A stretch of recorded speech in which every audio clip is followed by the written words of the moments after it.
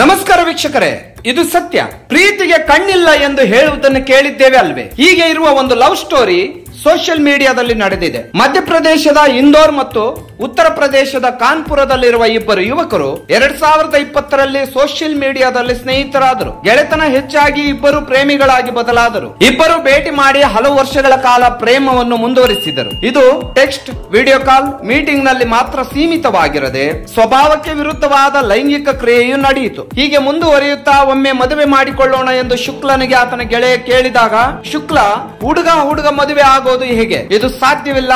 ಸಮಾಜ ನಮ್ಮನ್ನು ನೋಡುವ ದೃಷ್ಟಿನೇ ಬೇರೆ ಆಗಿರುತ್ತದೆ. ಮನೆಯಲ್ಲಿ ಯಾರು ಒಪ್ಪುವುದಿಲ್ಲ ಎಂದು ಹೇಳಿದನು. ಈಗ ಇದಕ್ಕೆ ಪರಿಹಾರ ಏನು? ನಾವಿಬ್ಬರು ಮದುವೆ ಆಗಲು ಏನು ಮಾಡಬೇಕು ಎಂದು ಆತನ ಗೆಳೆಯ ಕೇಳಿದಾಗ ಶುಕ್ಲ ಕೊಟ್ಟ ಉತ್ತರ ನಿಜಕ್ಕೂ ಮೈ ಜುಮ್ಮೆನಿಸುತ್ತದೆ. ಲಿಂಗ ಬದಲಾವಣೆ ಮಾಡಲು ಹೇಳಿದನು. ಜನರು ಪ್ರೀತಿಗಾಗಿ ತಮ್ಮ ಪ್ರಾಣವನ್ನು ಕಳೆದುಕೊಳ್ಳುವ ಬಗ್ಗೆ ನಾವು ಕೇಳಿದ್ದೇವೆ.